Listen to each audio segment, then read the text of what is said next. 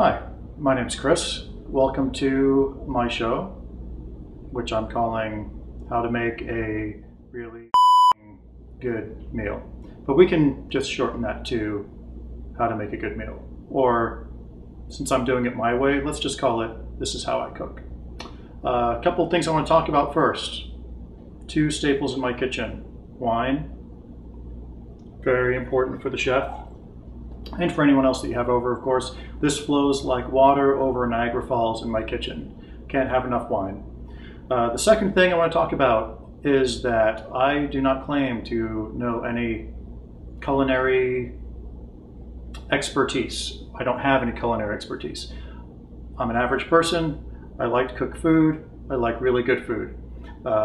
If you think your culinary techniques are better than mine, good for you. Give yourself a gold star.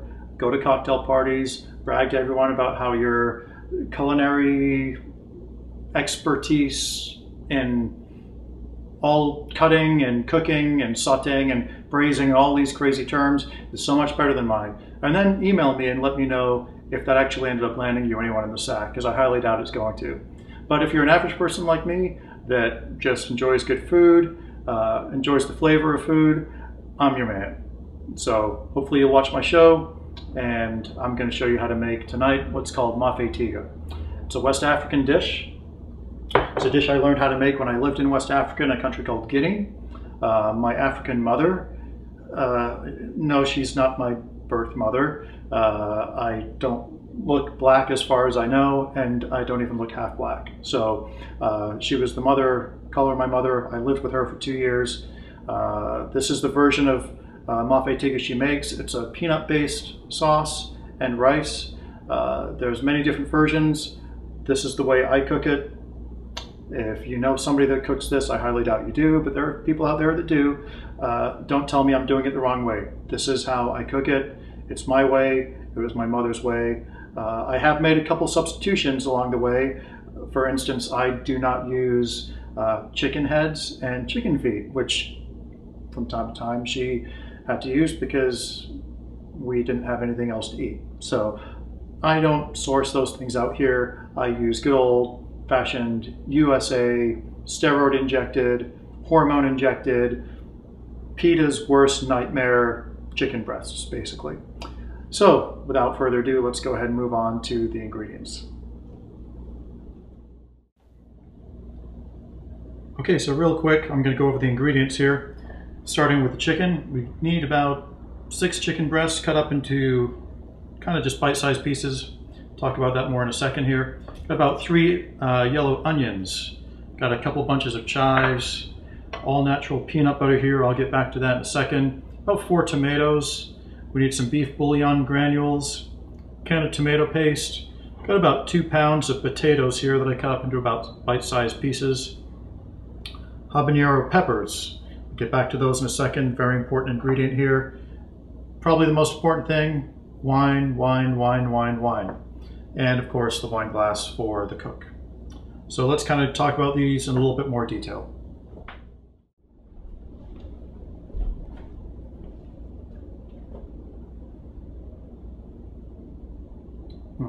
Great wine. So I want to go into the ingredients in a little bit more detail here. I showed you the chicken before, about 6 chicken breasts cut up here. Notice how clean they are. No connective tissue, no cartilage, none of that nasty crap that we have to cut off when we get them. If you don't know what I'm talking about, let me go ahead and show you what you're definitely not missing.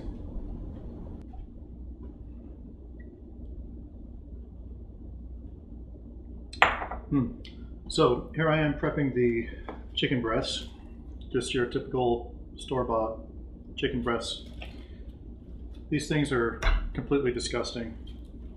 I'm sure you guys are no strangers to, get that out of here, these foul chicken breasts we have to buy. Why do I think they're foul? Pretty self-explanatory. Let me find a really good one here to show you. Here we go. Check this out. Look at all this crap. Cartilage, tendon, look at that nice tendon right there. We're actually forced to buy these things this way. I mean, for me, I've got, I don't know, 4.5 pounds of chicken breasts here. I'm gonna end up cutting off about 2.5 pounds. I mean, it's kind of like you know, buying a bag of potato chips. You open it up, it's this huge bag, and you open the damn thing up, and there's one little layer in the bottom of potato chips, and this huge bag. I mean, granted, you don't have to throw away half the potato chips before you eat them, which is what you have to do with these chicken breasts, but you get the idea. So let me just spend the next 2 hours of my life dissecting these things, which I think should come at you dissected in the first place. So anyway, I'll get to this. The other thing we have for ingredients are 3 onions, yellow onions. We'll get to that in a little bit. We'll cut them up, chop them. I've got about 2 bunches of chives here, just snipped down into about 1/4 to 1/2 inch lengths. Peanut butter is a very important ingredient. You have to get the all-natural peanut butter. Don't get Jif, don't get Skippy. It has to be the all-natural creamy version. Adams is a great brand. Get about a 26-ounce jar, works really well. Got 4 tomatoes here. Ripe tomatoes work really well. If they're a little bit old, that's okay. It's a great use for old tomatoes. If they're real soft, we're going to end up crushing these into the stew. So you don't need to get nice, fresh, firm tomatoes. Potatoes. I use russet potatoes because I don't have to spend as much time peeling them because they're huge. About 2 pounds worth of those potatoes cut up into about that size, bite-sized pieces. Beef bouillon granules. I usually get the Weiler's jar. We'll get into that in a little bit. 1 can of tomato paste. Now one of the most important ingredients, habanero peppers. So I've got about 10 peppers here. This is probably about the right amount in the States for this stew. Over in Africa, these things are a lot more potent. You might only use 3 or 4. Here, they're pretty weak, so I'd say about 10. Very, very important ingredient. You cannot get a substitute for the jalapeno pepper, excuse me, the habanero peppers. It's gotta be habanero peppers. Listen to me when I'm telling you this. The flavor that comes out of these, you can't substitute with any other type of pepper. Oh, what was that? You don't like spicy food? Too bad. This is the authentic way to make this dish. These peppers make the flavor what it is. You can't substitute. And in fact, if you're going to make this dish without the spiciness, you're going to drop it down to 1 star or 0 stars. Go ahead and try to impress your friends with that. They're basically going to say, wow, what an underwhelming peanut whatever dish that you made. And then about a week later, good luck calling anyone because basically you're not going to have any friends anymore. So when I'm actually explaining how to make this whole dish to you, it's really not about how to make Mafé Tiga. It's about how to keep the friends that you have. So take my advice, make it spicy, be bold, 10, 12 peppers in there, you won't be disappointed. Other ingredients we have are multiple bottles of wine. This is all for the consumption of the chef and the friends, but this is the one thing that flows in my kitchen nonstop. So wine, wine, wine, wine, habanero peppers. Oh, and speaking of habanero peppers, you know what I don't like is that Mr. Santorum guy, you know, the one that's running for the 2012 Republican nomination. Yeah, if I was going to suggest to him to make this dish, I'd say, you know what, go ahead and just get rid of all the ingredients. Just take these 10 or 12 habanero peppers and just chow down on them. And then actually let's sit down after you've eaten those, if you can actually get through the first one, and then let's sit down and have a conversation about what family values are really all about. I digress into some politics there, but there we have it.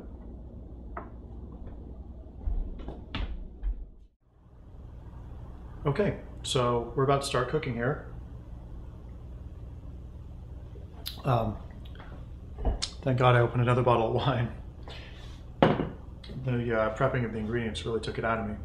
Okay, so basically what we need is a big stew pot. This is a big stew pot. You don't want anything smaller than this. We're gonna crank up the stove here.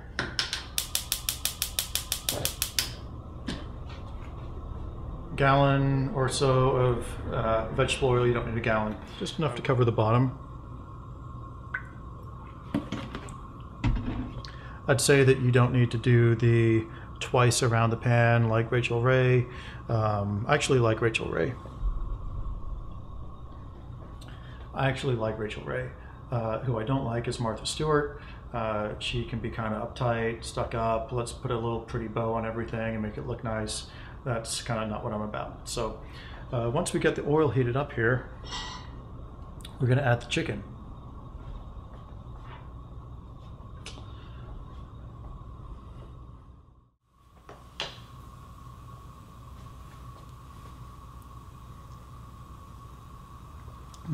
Okay, good wine.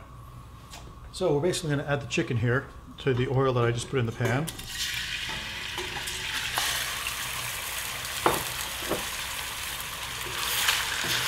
Looks like a lot of chicken, but it's really not. And what we're basically going to do is we're just going to sear the outside of the chicken. It's going to end up being braised. If you don't know what that means, go ahead and look it up. I'm not going to take my time to explain it to you.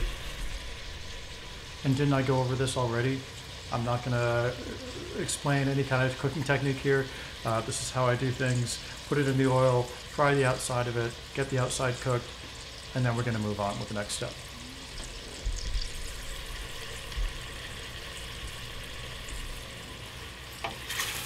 So you basically just want to sear the outside until the outside is done. Don't cook the chicken all the way through, very important. The chicken's going to cook all the way through later on in the stew. You just want to sear the outside at this point, and that's about it. What you also want to remind yourself of right now is how clean that nice white breast meat chicken is. You don't have any feet or heads in there. Really good time to remember how lucky you are to live in the United States where you don't have to deal with all of that shit.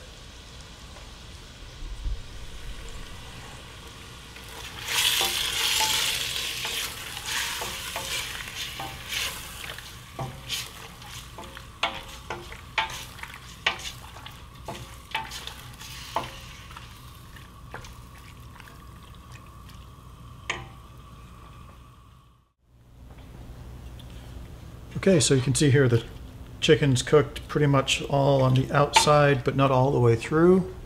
So the next step in the process is we're going to add some water to the chicken.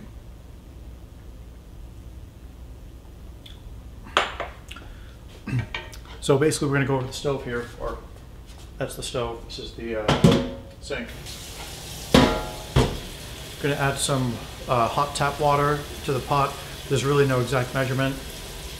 I just kind of eyeball it, maybe about a third of the way up, maybe half the way up. Trick is here, you don't want to add too much water. We can always add more water later if the sauce gets too thick. It's looking okay right now. I'll show you what this looks like in a second here. So I've got water added about, I'd say just almost a half of the way up to the top of the pan, top of the dish here, top of the pot. How's that? So at this point, we basically want to boil the chicken in the water. There's really no exact measurement for the water. Like I said, it's about a third, maybe half the way up, somewhere in there. You don't want to add too much water. You can always add water later. My mother didn't have measuring cups in Africa, so if she can do it, then I think you can figure it out too. So crank the heat up to high at this point, get the chicken boiling in the water, and then we'll go on to the next step.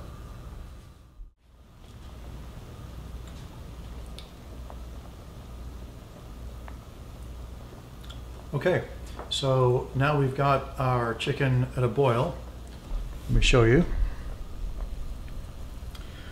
The one disgusting thing about this process is you can kind of see all of this nasty foam at the top.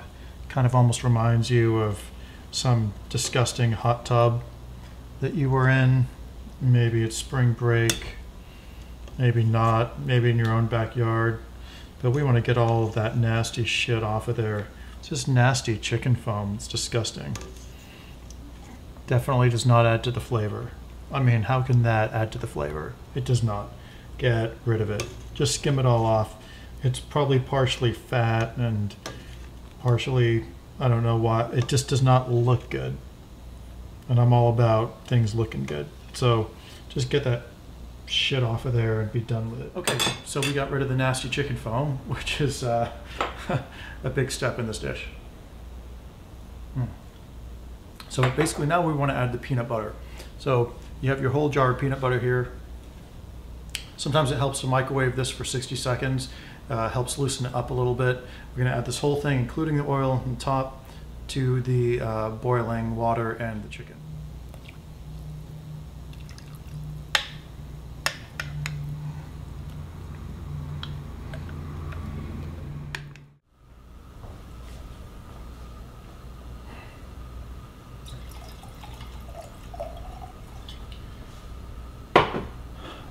Okay, so now we added the peanut butter to the chicken and the water.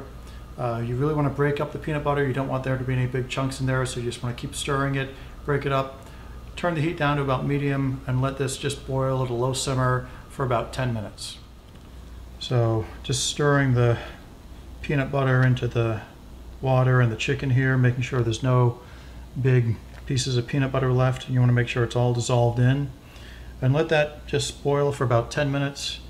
As I said, just at a barely boil. Don't forget to keep drinking this. This is the good stuff right here.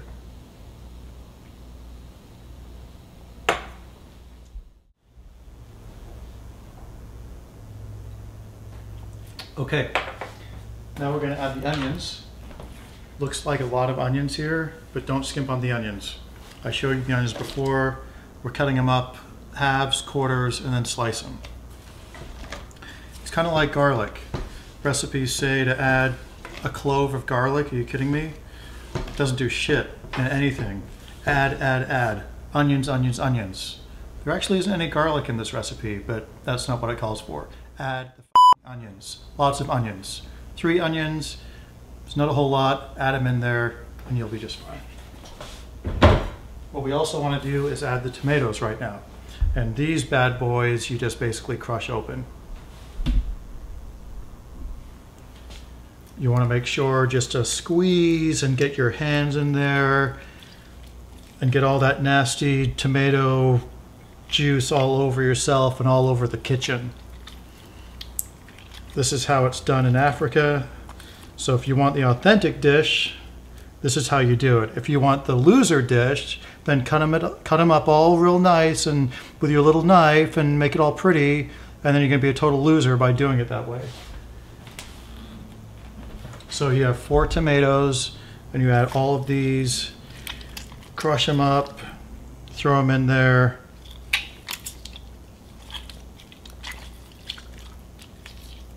And let it cook down.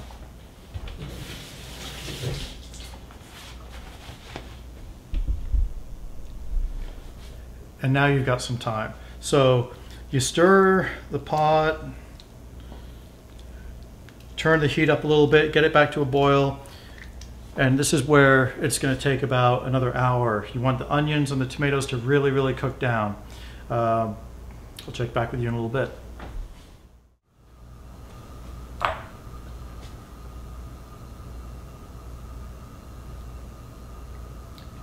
Oh, hey. So at this point, we're going to add the chives. The onions and tomatoes are cooking down a little bit. It's been about 15 minutes. We got the stew back to a boil. A little bit full for my taste. Right now, I think I might have added a little bit too much water, but we're just going to add the chives at this point and add that to the onions and tomatoes and let it all cook down. Nice lot of chives. Nice flavor it adds. You can see it's still really thick, there's huge pieces of tomatoes. This is just going to take a little while to cook down. The big thing is you want to keep stirring it. You want to make sure that you scrape the bottom of the pan with the spoon or the spatula or whatever, your hands, put it in there, get 3rd-degree burns, I don't care. But scrape the bottom of the pan because it's going to burn. The peanut butter burns very easily in the bottom of the pan. So make sure you, when you stir this, that you really scrape the bottom and keep everything mixed. Gonna let this sit for another 30 minutes. Definitely enough time for me to open another bottle of wine. Did I tell you how much I hate Santorum? Yeah, I think I did. That nut job is gone. Okay, we're about 45 minutes in with the onions and the chives and the chicken and the peanut butter. Low boil, keep scraping the pot. Just so you know, I've been refilling my wine glass about once every 5 minutes. So at this point, it's all about the beef bouillon. Basically, you just want to add a lot. It's salt, and it's also beef flavor. I know it's chicken, meat, but this is how this recipe is done. It's beef bouillon and chicken meat. So you want to stir the beef bouillon in there. You can really do the beef bouillon at any point. I just generally do it after the tomatoes and onions have cooked down. And you can see how pretty much right now they're getting there, getting a little closer, about 45 minutes in. At this point you can also add the crazy, ridiculous habanero peppers. Remember I said how the habanero peppers were the key ingredient? This is it. So you toss these bad boys in there.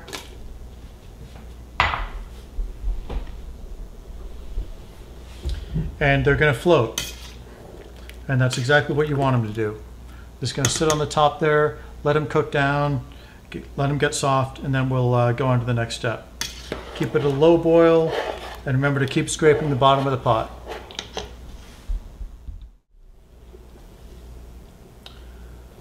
Okay, we're about an hour in here. You can see the onions and the tomatoes and the habaneros are kind of cooking down.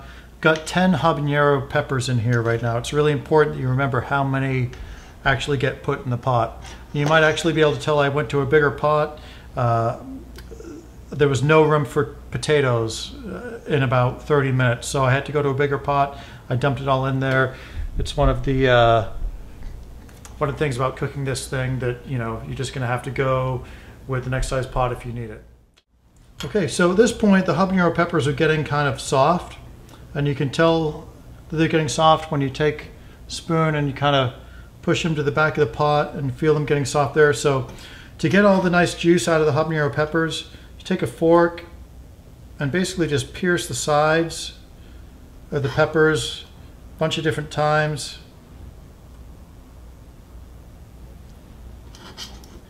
It's okay if it kind of messes them up a little bit. You basically are making holes so that all the juice, all the hot spicy goodness that's inside these crazy kill you if you eat one peppers gets them into the stew. So I've done that with 2 of them. I would not do all 10. You might want to start with 5. Just pierce a few holes in 5 of them with a fork.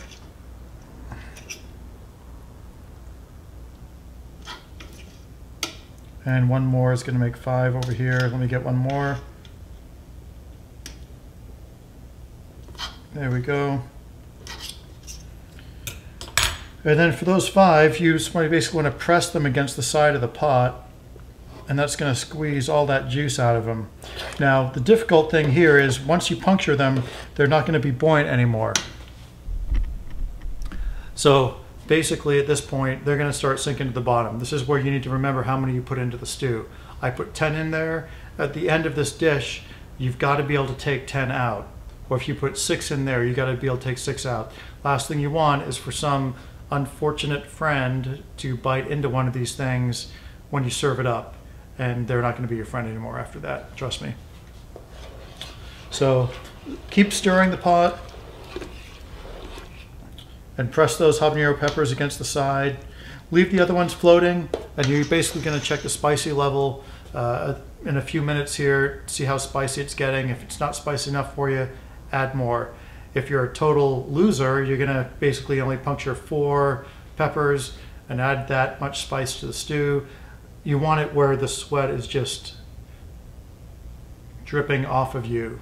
There's only one other instance I can think of where sweat is actually dripping off of you. I'm not going to talk about that. I'm going to keep this PG-13, R-rated. That would probably be NC-17 to go on that level. So.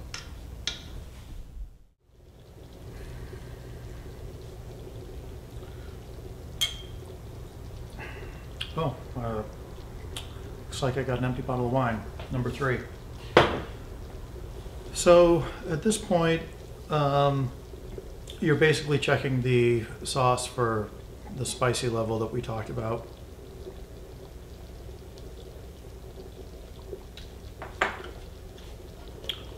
Make sure you keep stirring it.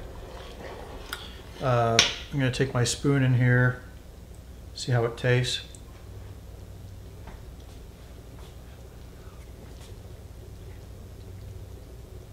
At this point, you're basically checking it for salt and for the level of habanero pepper that you want. Salt and the habanero peppers are really kind of what bring the flavors together. It's not really spicy enough for me. I'm going to burst a couple more peppers open. I'm going to add some more beef bouillon for salt, and I'm actually going to add some sea salt as well. So let's add some beef bouillon here. Let's add some sea salt.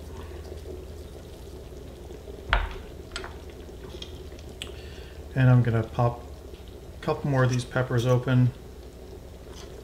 They're nice and soft now. There we go.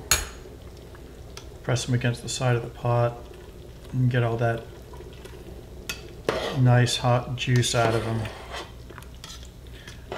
Love nice hot juice.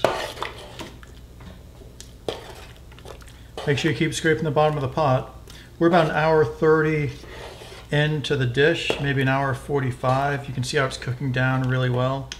At this point, just keep drinking your wine. Keep scraping the bottom of the pot, and enjoy time with your friends if they're over with you. Okay, so we're going to add a couple tablespoons of tomato paste here, or maybe just the whole jar. This is going to thicken it up and add a nice tomato flavor to the sauce.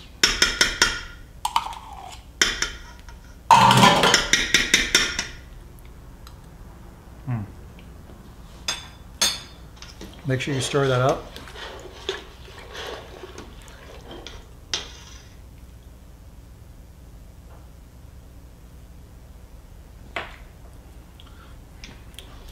Make sure you stir it up.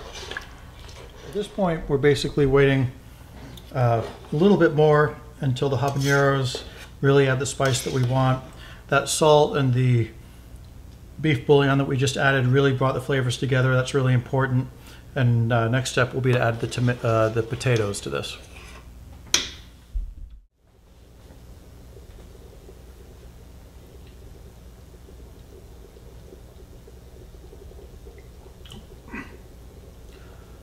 Okay, so at this point we're going to add the potatoes, which is the last step. All the habanero peppers have gone to the bottom of the pot. We got to remember to fish those out. So let's go ahead and add the potatoes to this.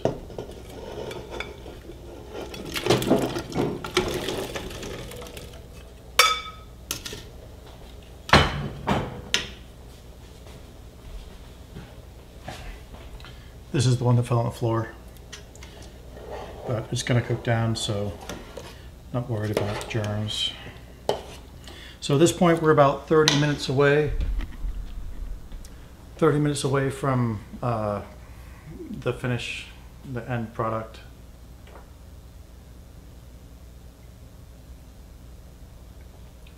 At this point you want to start cooking the rice. I got a rice cooker going, got about 4 cups of rice in there. White rice, long grain rice is all good.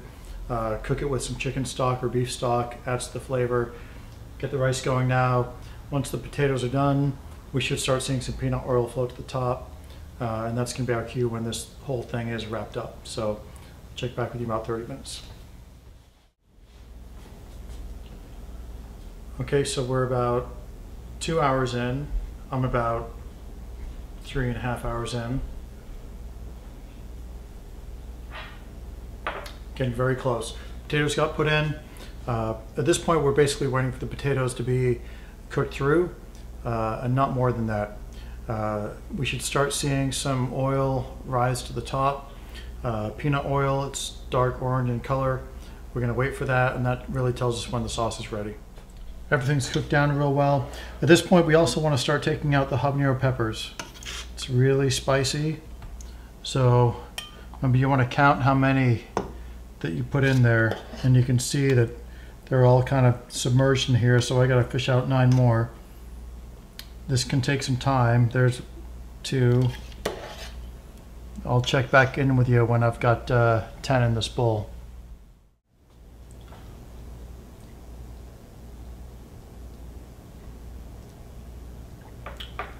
So we're basically done at this point. It's been about 2 hours, 15 minutes. Take a look. You can see how the peanut oil is kind of separated out at the top. It's kind of a dark orange color. That tells you the sauce is done. Taste the potatoes. Make sure they're done. They should be done at this point. And once you get that nice peanut oil separating out on top of the sauce, it's done. Turn the heat off. At this point, we're going to plate the rice.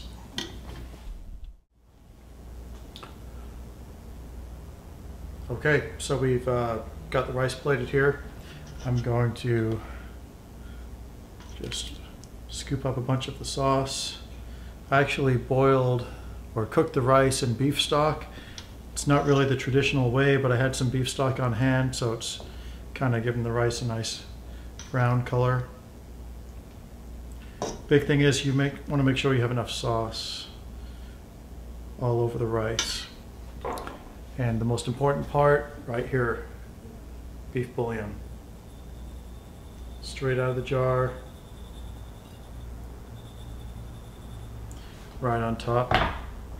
I took all the habaneros out of the sauce. Make sure you take all of them out. I crushed them up like a mortar and pestle. You can add this to the plates individually if you want to add more spice. So here you have the Mafé Tiga. Bon appetit.